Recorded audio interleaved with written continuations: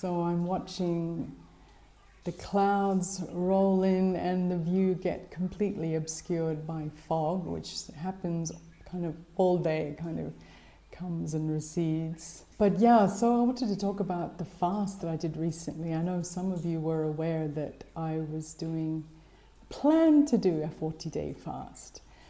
But I got to day 20 and I did announce that I think 30 days might be a little bit more reasonable. So then after day 20, I decided to do a strict digital detox on top of the fast to get some more spiritual benefit. But after 2 days, I was absolutely miserable. And I'm not sure psychologically how much it was to do with the, I felt like I was at the base camp looking up at the Everest summit. It felt a little bit like starting the whole thing again on day 21. But also I felt my legs were getting weaker.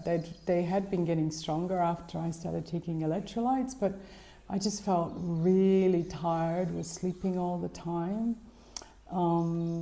And yeah, just felt kind of miserable really. And so I stopped. On the 22nd day in the evening, I caved and had like half a small cucumber and then decided, enough was enough. And that, I kind of started the fast with two main goals. One, well, kind of three really. One was that I had put on a lot of weight recently and I really had felt very sluggish and dull and sleepy after meals. And I knew that the fasting is a really quick way to clear up a lot of these issues, and it's kind of easier than eating well enough to fix those issues or doing like olive lemon oil liver cleanses, which I'm not that good at doing all these individual things, but fasting, okay, it's simple enough. So health reasons, I also kind of wanted to rein myself in, and I've known from previous experience that fast is a really good way to reset your taste buds, reset your schedule. For so many reasons, it's just a really good dose of discipline to balance out quite a long term of being quite sloppy around eating, sloppy or slobby. And the third reason was spiritual, that I really felt that it would give me a super boost. And that's kind of the area where I felt probably, I don't know if disappointed with myself would be the word, but a little bit surprised because one, I thought about food a lot more than I thought I would. Well, there's quite a few things that I learned about myself from this fast. So I wanted to share some of those things that I've learned in this little video.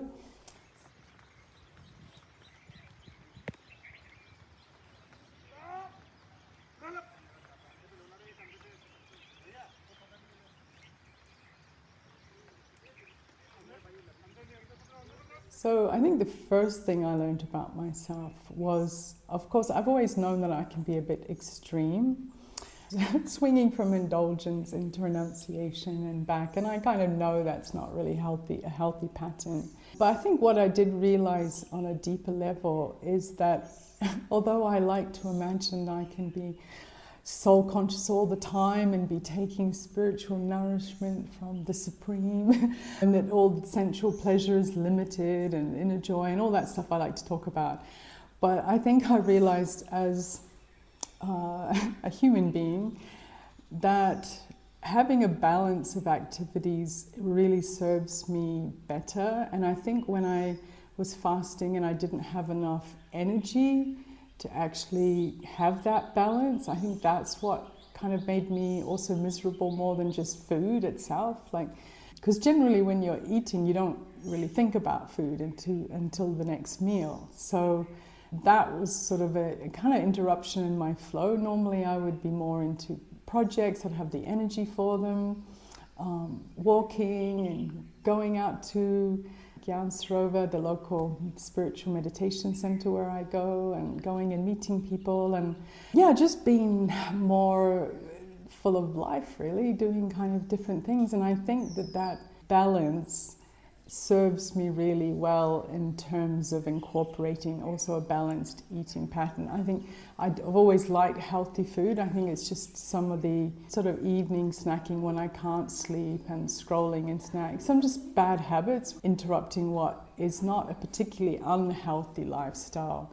But it sort of made me appreciate that, yeah, it never works if you focus way too much on having a perfect diet. It's better to look at, for me, on having more of a balanced day, a balanced week, balanced lifestyle, projects to work on, kind of things to keep me happily occupied. I was doing quite a lot of gardening, which was fun, but yeah, so the energy to do that is a big part of eating. And it also kind of reminded me of that, you probably know that rat experiment where they put rats in a really boring cage and they all got addicted to cocaine. And the rats that were put in the like fun fair type scenario, they didn't get addicted at all, even though they had cocaine on tap all the time. I think a life worth living contributes a lot to having balanced or a healthy attitude towards eating.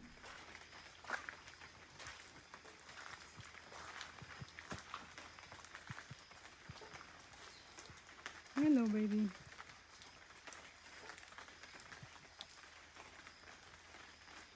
So I think the second takeaway from the fast, which is definitely not new for me, as I mentioned, this sort of swinging from extreme to extreme. And in this case, I really feel that was necessary to kind of remind myself that I am a self-sovereign. Yeah, pull myself back in, I guess. But as a long-term strategy, moderation is obviously a more sensible way forward. But the key to moderation, and I've talked about this before, but it's setting boundaries with the self around food. And so I've already been back on eating for slowly. Like I've had papaya, some khichdi, some like cooked apples. So very kind of slowly getting back into eating. But I've already noticed where boundaries has become useful. And one way to do that is to basically saying, I'm not going to eat until 6. And even if 5 o'clock I feel bored or I think I'm hungry, I just wait. It's what our parents used to tell us, isn't it? Don't eat before mealtime, you'll spoil your appetite. And that's such simple, sensible advice, I think, to override the habit of using food for anything other than nourishment. This for me is like a simple key to know. Like you don't always know if you're really hungry, but you know if it's 5 and you know if it's 6. So for me, that's a really simple way to still keep increasing the discipline that I wanted to attain with the fast, but do it with every meal. It's like a mini attainment. And that can also kick in, like once you're eating, that desire to eat more can kick in. So trying to decide before I start what is a decent looking sized meal. And that, for some people might say, oh, but trust your hunger. But hunger is not that reliable. You have all sorts of feelings when you eat, and sometimes it's just the craving takes over. I think there's more danger of overeating than undereating. I don't think that's really an issue.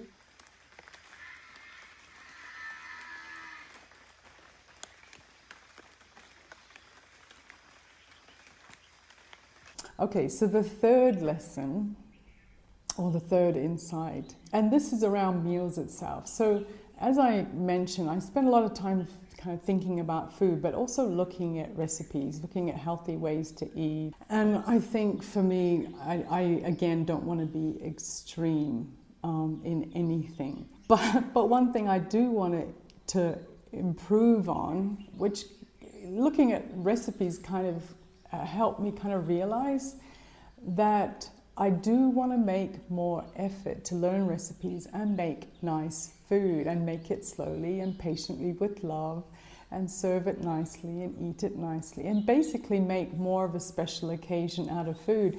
And it reminded me of a couple of friends, Burcu and Zaina, both in Istanbul, but both of them have this tendency when they make breakfast is they basically bring out half the fridge and you'll see the dining table covered with the tahini and the not Zeynep cheese, but all kinds of spreads and tomatoes and all different kinds of breads. And if you know Turkish breakfast, you'll know what Turkish breakfast look like. But they put everything out. It looks wonderful.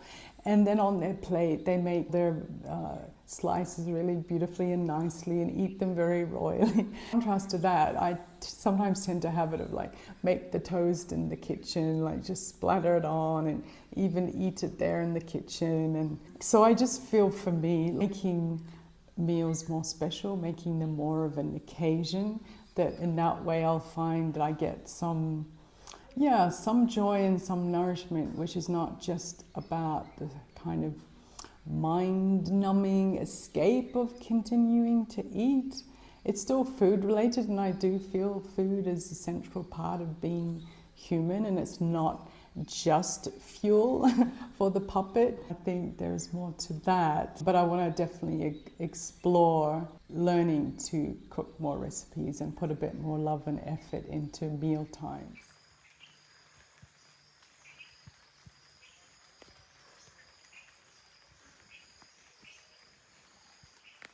Now, probably one of the biggest challenges and one of the probably biggest things that become very sharply into focus in a fast is the addictive pleasure versus the state of inner peace.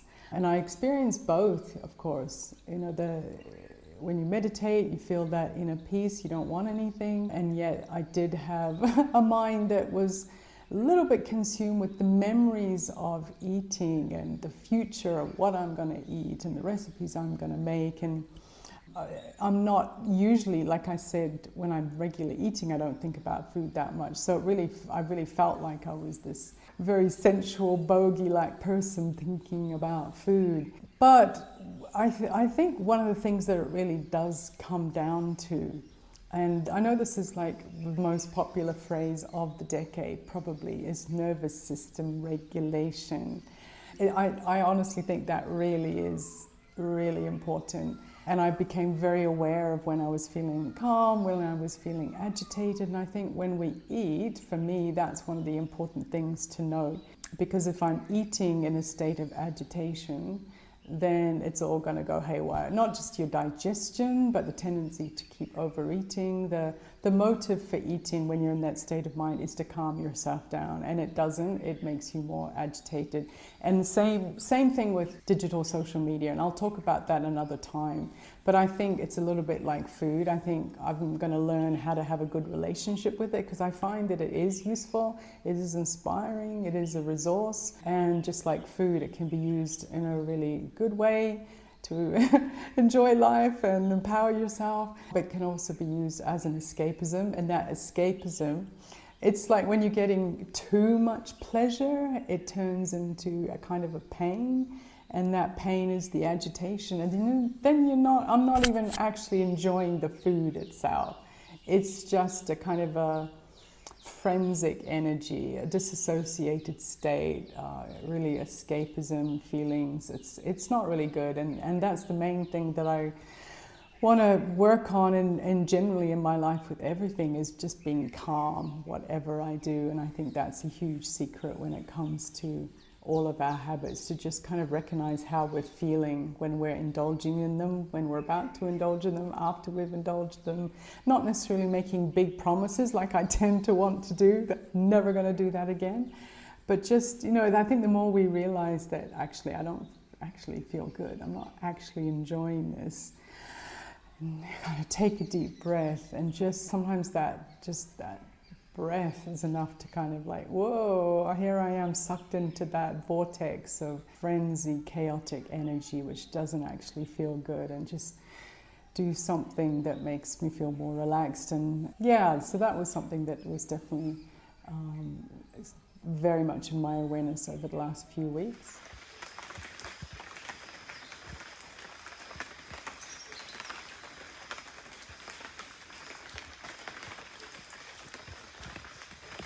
So I guess all in all, I kind of started this fast with a big hope to reach another spiritual level, but it always comes back to kind of reminding myself that actually the soul doesn't need improvement. It's always there, it's always in a state of peace, it's always vibrating at a high level. I think it's managing being a human, which is more of a subtle, sensitive challenge which needs daily wisdom. And I think part of that wisdom for me is really finding a way to manage, basic daily life in a kind of healthy, balanced way.